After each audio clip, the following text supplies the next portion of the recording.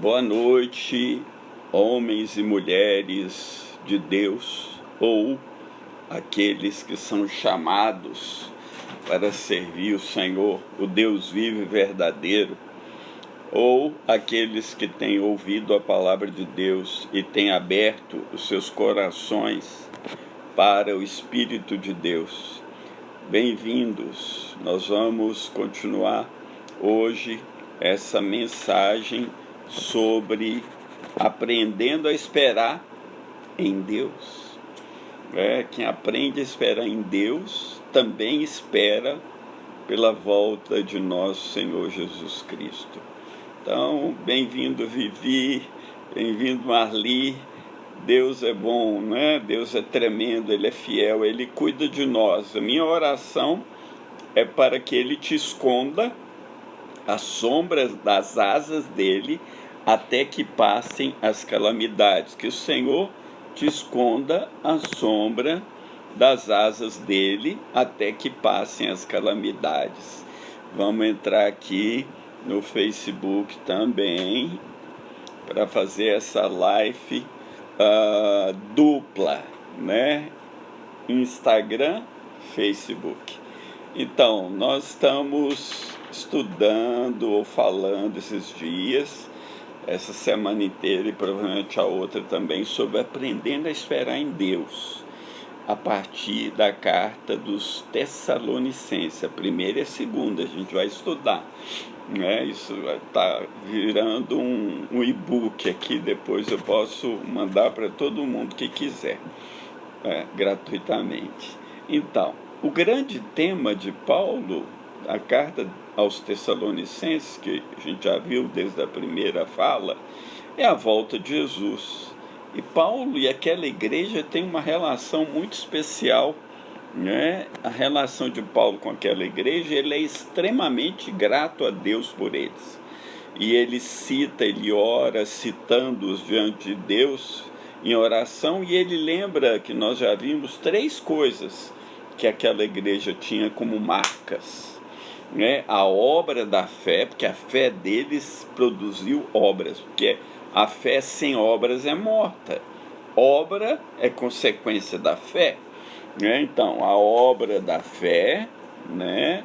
Outra coisa é o trabalho do amor. O amor verdadeiro produz trabalho, leva a igreja a trabalhar, a ser ativa. Em Apocalipse, uma igreja, se não me falha a memória, Éfeso, ela trabalhou muito pelo nome do Senhor, né? E a paciência da esperança, ou uma esperança paciente, né? A paciência da esperança. Esperança, ela, quando ela é viva e eficaz, ela habita em nós, nos leva a ser pacientes até nas tribulações e dificuldades. Ele disse para aquela igreja que eles eram eleitos pelo Pai e que o evangelho, o nosso evangelho, né, o evangelho que ele pregava e que aqueles irmãos viviam, era poderoso para mudar vidas. A tal modo que ele diz que eles eram imitadores de Cristo, como ele também. E a demonstração dessa imitação de Cristo tem 2 facetas. Se alegrar na tribulação, passar por tribulações com firmeza de coração, com bem-aventurança, até aprendendo a se alegrar, como Paulo também diz em Romanos 5, e também cheios da alegria do Espírito Santo, como Jesus era o homem mais cheio de alegria, porque ele era ungido com o espírito de alegria, como a nenhum dos seus companheiros, está escrito em Hebreus. Então, como eles eram imitadores de Cristo, o exemplo deles se espalhou para todo mundo, a partir da Ásia Menor, onde a igreja estava, até para o mundo inteiro, e todo mundo ouviu falar. Por quê? Porque eles pregaram a palavra para todo mundo, e aí espalhou, e Paulo diz que eles se converteram, não é, dos ídolos mudos para servir ao Deus vivo. O ídolo é mudo, o Deus é verdadeiro e fala. O ídolo não fala, Deus fala. O ídolo não tem nada, Deus tem tudo. Servir ídolo mudo não acrescenta nada na vida de ninguém. Você deve servir o Deus vivo e verdadeiro. né? E ele diz que eles se converteram para esperar Jesus, que nos livra da ira futura. Falei ontem sobre a ira futura, né, que é o dia do juízo, né? Quando Jesus voltar, ele vai voltar por duas coisas. Primeiro, para ressuscitar os que são dele e os glorificar. Ressuscita e arrebata os que estiverem vivos e os glorifica, e para julgar todos que não creram, todos que rejeitaram a mensagem do Evangelho. E hoje, continuando, entramos no capítulo 2 de 1 Tessalonicenses. Então acompanha comigo. Ele diz assim no versículo 1: porque vós mesmos, irmãos, bem sabeis que a nossa entrada para convosco não foi vã, mas mesmo depois de termos antes sofrido ou padecido e sido insultados em Filipos, como sabeis, tornamo-nos ousados em nosso Deus para vos falar o Evangelho de Deus com grande combate. Então Paulo é um pregador do Evangelho, sofredor, né?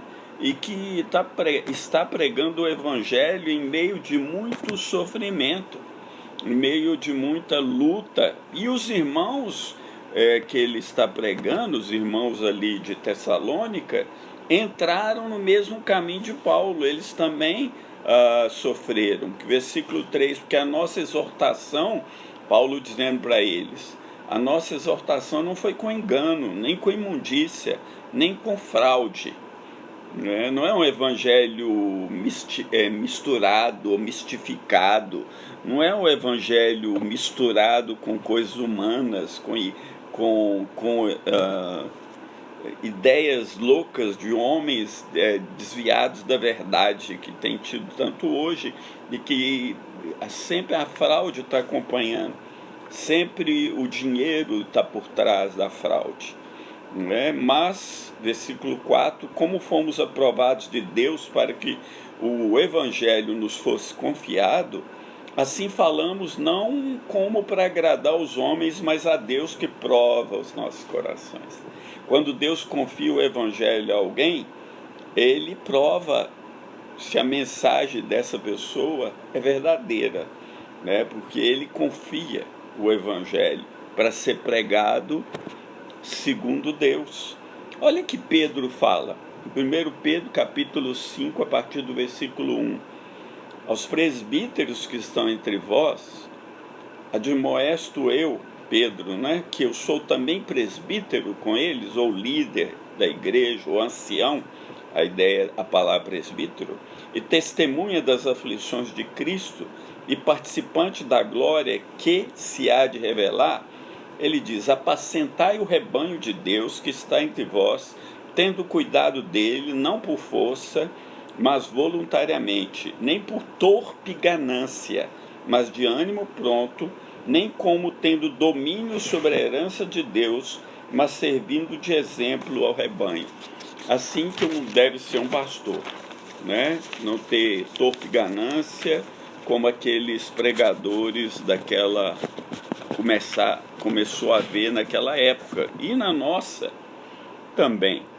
O evangelho moderno, o evangelho dos nossos dias tem sido corrompido, ou se corrompe o ensino pela pregação não verdadeira, não totalmente baseada na Bíblia, ou você corrompe pela intenção daquele que prega, que pode ter um coração com a má intenção. E aí isso é um alerta para nós. A gente deve pregar a sã doutrina, que é a doutrina de Cristo que conduz o homem a uma vida piedosa, uma vida santa, uma vida real, uma vida verdadeira, uma vida sem mentira, sem engano, sem mistificação. E essa sã doutrina precisa ser pregada com a consciência limpa e pura diante de Deus. A igreja, como exemplo, a igreja de Tiatira, lá no Apocalipse, ela tolerava um falso ensino. Olha que está escrito: mas algumas coisas têm contra ti. Jesus falando que deixas Jezabel, mulher que se diz profetiza, ensinar e enganar os meus servos para que forniquem e comam do sacrifício da idolatria. Então, naquela igreja havia uma mulher com o mesmo espírito de Jezabel, do Velho Testamento, que manipula os homens. Ela enganava e ensinava falsas coisas e induzia as pessoas a pode tudo, você pode tudo está liberado. Eles ensinavam, muitos ensinavam naquela época e continuam, que como a graça de Deus está aí disponível, você pode viver de qualquer modo. Você pode pecar, mas eu não estou dizendo que você pode pecar. A graça não diz que você pode pecar. A graça te livra do pecado e também te ensina a não pecar. E isso aquela igreja tolerava. Bom, na sequência de Tessalonicenses, nós estamos no capítulo 2, vamos ver o que Paulo diz a partir do versículo 5. Por quê? Por que a pregação do Paulo? Como bem sabeis, nunca usamos de palavras lisonjeiras, nem houve um pretexto de avareza, Deus é testemunha. Isso é incrível, né? Quando você diz que eu não uso palavras para tentar dobrar as pessoas com lisonja, com elogio vazio, fútil, com o intuito de faturar. Eu dou graças a Deus por isso, que Paulo diz isso, Deus é testemunha, porque eu tenho vivido também desse modo e Deus é minha testemunha.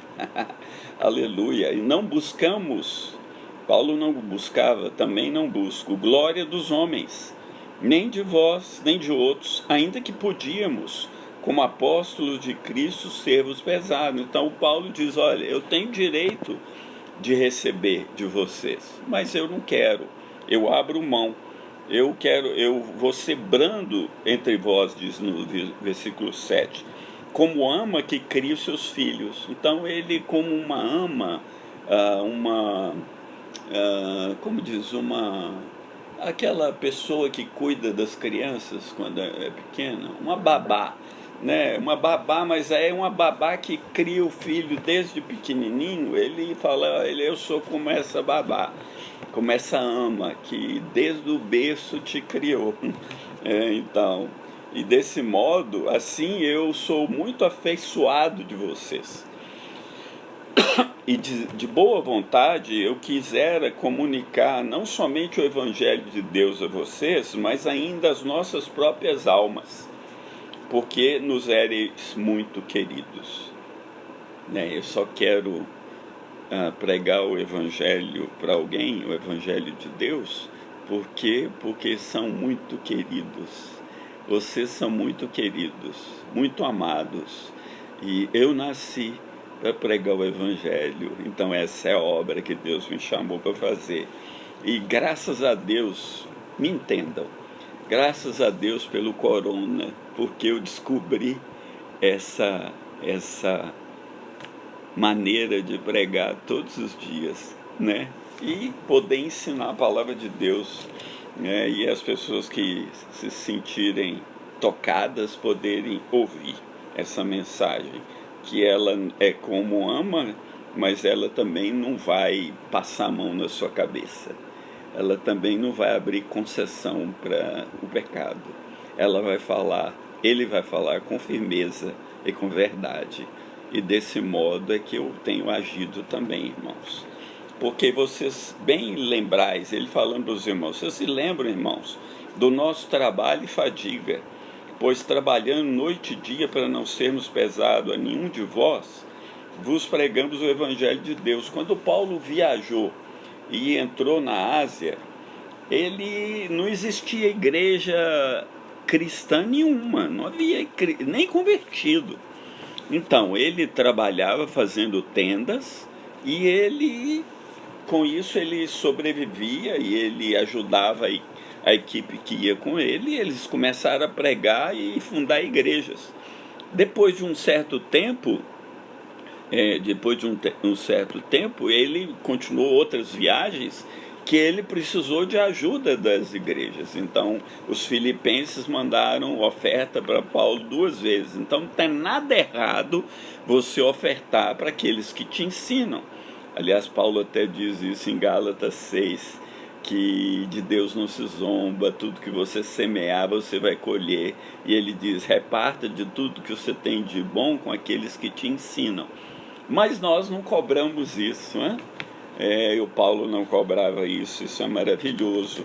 E ele diz para os irmãos, versículo 10, vocês e Deus são testemunhas de quão santa, justa e irrepreensivelmente nos ouvemos para convosco, os que crestes.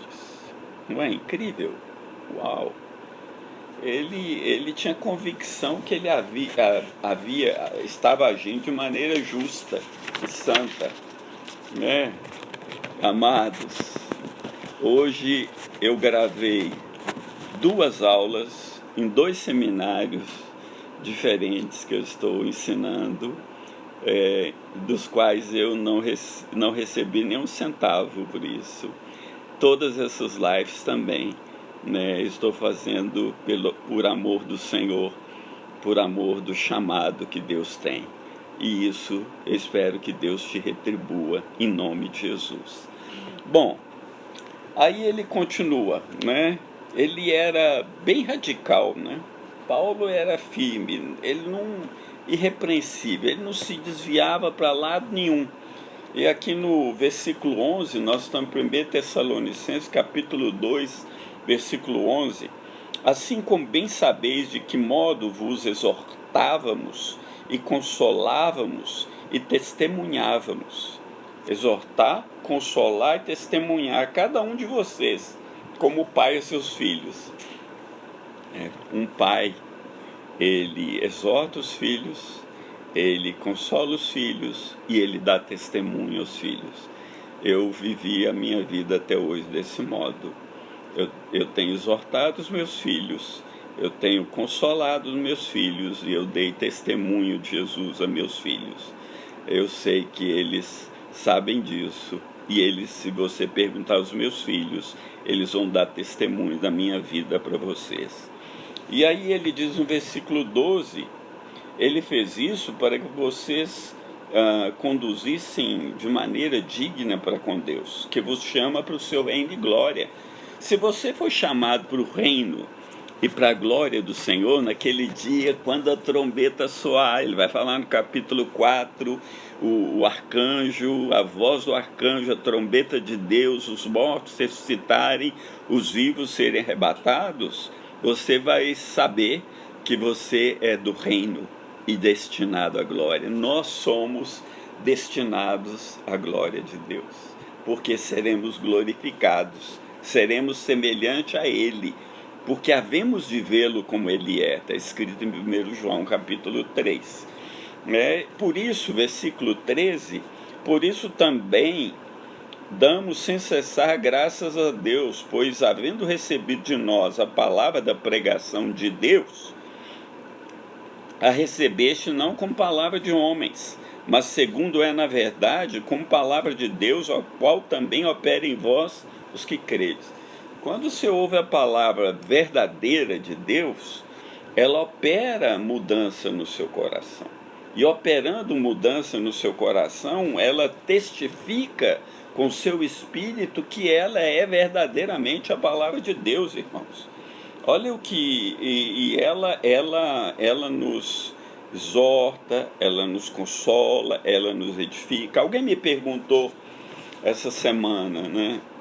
Eu queria saber mais sobre a disciplina de Deus, né? Hebreus fala muito bem que Deus corrige quem ama e açoita qualquer que recebe como filho. Deus nos dá umas varadas de vez em quando, meus irmãos. Seja usando uma enfermidade, um vírus que te limita de trabalhar e coisas desse tipo, como está acontecendo. Mas se você suporta a correção, Deus te trata como filho. Porque que filho há que o pai não corrija? Não existe. Eu tenho 3, todos eles sabem que eu os corrigi. E eu espero cometi erros, mas todos com a intenção de acertar. Mas se estáis sem disciplina, da qual todos são feitos participantes, então vocês são bastardos e não filhos. Então a disciplina de Deus é um sinal que você é filho de Deus, Marlene. A disciplina de Deus é um sinal que Ele te ama, que Ele te trata como filho. Porque se Ele não te disciplina, né, então significa que Ele não te ama, porque o pai que ama o filho nos disciplina. Os nossos pais nos corrigiam e nós agradecíamos e nós os reverenciamos. Nós não vamos nos sujeitar muito mais ao Pai dos Espíritos, que é o Senhor, para vivermos? Aqueles nossos pais nos corrigiram pouco tempo, como bem lhes parecia, às vezes até de modo errado, como eu muitas vezes. Mas a gente corrigia visando o bem dos filhos. Mas Deus, o Pai, nos corrige para o nosso proveito, nos corrige para sermos participantes da santidade dele. E toda correção agora, quando Deus te corrige, Marlene, não parece ser de alegria, mas de tristeza, mas depois produz um fruto pacífico de justiça naqueles que são exercitados pela disciplina, que é um Deus bom, amoroso e justo, e por isso que Ele nos disciplina, né, para que a gente seja parte dele. E o Paulo, como um arauto, como um proclamador da palavra de Deus para aquela cidade tessalônica, fez o mesmo. E a palavra que ele pregou produziu tal fruto naquela igreja, que a palavra, a partir daquela igreja, espalhou para todo lado, porque eles receberam a palavra de Deus, mesmo em meio de tribulação. Agora, no versículo 14, nós estamos em 1 Tessalonicenses capítulo 2, viu, Maurício? Versículo 14: porque vós, irmãos, haveis sido feitos imitadores das igrejas de Deus que estão na Judéia, em Cristo, porquanto também sofreste de vós próprios concidadãos o mesmo que os judeus lhe fizeram. Então ele está dizendo, olha, vocês estão sofrendo com a turma aí da sua cidade. Lembra que as igrejas lá na Judéia também estão sofrendo com a perseguição lá forte. Estevão foi apedrejado, Tiago, irmão de João, foi decapitado, Pedro e João foram presos e eles iam matar Pedro e João e Deus os libertou, né? E os judeus perseguiam aquela turma desde lá da Judéia e seguiram Paulo no mundo inteiro. Eles perseguiram Paulo para todo lado, eles eram os principais perseguidores de Paulo. Olha o versículo 15, Paulo falando dos judeus incrédulos, né? Os quais também mataram o Senhor Jesus e os seus próprios profetas, e nos têm perseguido, e não agrada a Deus, e são contrários a todos os homens, e nos impedem de pregar aos gentios, para que possam ser salvos. Irmãos, quando não há pregação, não há salvação. Irmãos, pregação é insubstituível. Você não pode ter culto e substituir o culto por teatro, louvor, etc, e pregação ficar em segundo plano. É pela loucura da pregação que somos salvos, irmãos. Então a pregação da palavra de Deus tem que ser a coisa principal na igreja de Jesus Cristo. Porque está escrito, ele nos impede de pregar aos gentios para que também possam ser salvos, a fim de encherem sempre a medida dos seus pecados, mas a ira de Deus caiu sobre eles até o fim. Então, o que acontecia? Esses falsos profetas, que se levantaram desde aquela época, impedindo o evangelho, eles atacaram Jesus, eles perseguiram os profetas, Jesus falou duro com eles, e Jesus, olha o que Jesus falou com eles, que eu anotei aqui. Jesus falou, nem vou ler tudo, é Mateus 23, ai de vós, escribas e fariseus hipócritas, que fechais a porta, que tem a chave do conhecimento, que tem a chave do conhecimento da lei, mas vocês fecharam a porta para não deixar ninguém entrar. Raça de víboras, quem vos ensinou, também João Batista, a fugir da ira vindoura? Sepulcros caiados que por fora estão branquinhos, com caiação. Né? Caiação era, em geral, branca com cal, mas por dentro está cheio de ossos mortos. Jesus falou firme. Né? E olha o que está escrito sobre isso em 2 Reis 22:13. Ide, consultai o Senhor por mim, pelo povo e por todo o Judá, acerca das palavras desse livro que se achou, porque grande é o furor ou a ira do Senhor que se acendeu contra nós, porquanto nossos pais não deram ouvidos às palavras desse livro para fazerem conforme tudo quanto acerca de nós está escrito. Então, eles não deram ouvidos à palavra de Deus, e aí eles perseguiram Jesus, mataram os profetas, perseguiram Paulo, impediram Paulo de pregar aos gentios. E a pior coisa que a pessoa pode fazer é impedir o outro de pregar a verdade do Evangelho. Né? E a ira de Deus caiu sobre eles. E a ira de Deus vai cair de modo muito terrível na grande tribulação, não é? Nas taças da ira do Apocalipse. Outra hora falamos sobre isso. Né? Jesus falou em Lucas 21, eu ia citar isso. Ai das grávidas e das que criarem naqueles dias, porque haverá grande aperto na terra e ira sobre esse povo. Então, Jesus chorou sobre Jerusalém. E ele diz: Jerusalém, Jerusalém, quantas vezes eu quis ajuntar vocês como a galinha ajunta os pintinhos debaixo das suas asas, e vocês não quiseram. E aí o que vai acontecer? A ira vai cair sobre eles. Deus tenha misericórdia. Na sequência, terminando o capítulo 2 de 1 Tessalonicenses, capítulo 2, versículo 17. Nós, porém, irmãos, sendo privados de vós por um momento de tempo, de vista, mas não do coração, quer dizer, agora mesmo, né? Vocês estão privados de mim, eu estou privado de muitos de vocês, de abraçar, de beijar. Eu posso ver numa live de vista, mas o coração está aí, irmão. Ele diz, de vista, mas não do coração, tanto mais procuramos com grande desejo ver o vosso rosto. Eu também. Por isso, bem quisemos uma e outra vez ir ter convosco, pelo menos eu, Paulo, mas Satanás não o impediu. Então, às vezes, Satanás põe barreiras para impedir que um e o outro chegue a um e a outro, e isso às vezes faz com que o que Deus tem de propósito para alguém é impedido pela obra de Satanás. Isso é forte, né? Por quê? Versículo 19. Porque qual é a nossa esperança, ou alegria, ou coroa de glória?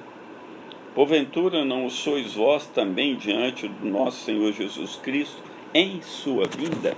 Então Paulo diz que ele tinha uma coroa de glória, né, que ele ia receber, e essa coroa de glória eram os irmãos que ele pregou, ensinou, né, e ele ia receber essa coroa de glória na vinda do Senhor.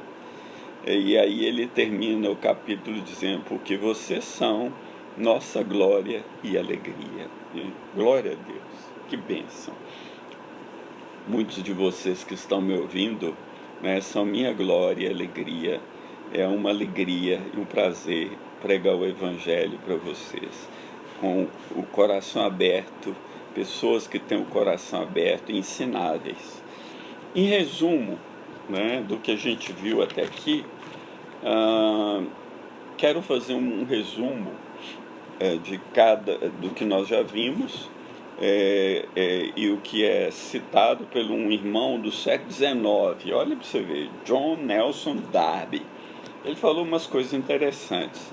O capítulo 1, somos convertidos, em resumo, para esperar a Cristo dos céus, que nos livra da ira futura, né? A gente já estudou.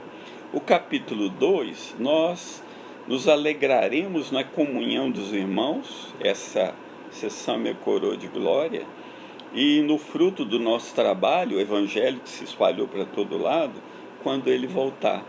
Então Jesus vai dar o atestado de bem-vindo, fiel, né? Toma posse do reino. No capítulo 3, ele vai mostrar que a vinda de Cristo deve nos levar a buscar sermos santos, né? Porque, como João falou, né, se alguém tem esperança de encontrar com Cristo, se santifica. Se você souber que Jesus está às portas, está vindo antes que você imagina, porque ele é como ladrão, ele vai vir como ladrão de noite, você procuraria santificar a sua vida, né? O capítulo 4, ele vai dizer que a volta de Cristo nos ensina a consolar uns aos outros, e especialmente em relação aos que já morreram, que aí ele vai falar daquele evento glorioso da ressurreição e da glorificação dos santos. E no capítulo 5, o dia de Cristo, ele vai mostrar que nós somos guardados. Deus nos guarda para o dia de Cristo. Eu vou encerrar com isto. Deus te guarda para o dia de Cristo. Se você foi salvo pela graça, por meio da fé, não por meio da religião, não por meio da sua igreja. Quem te salva é Jesus Cristo, porque em nenhum outro há salvação. Nenhum nome dado entre os homens pelo qual importa que sejamos salvos. Deus te abriu o coração.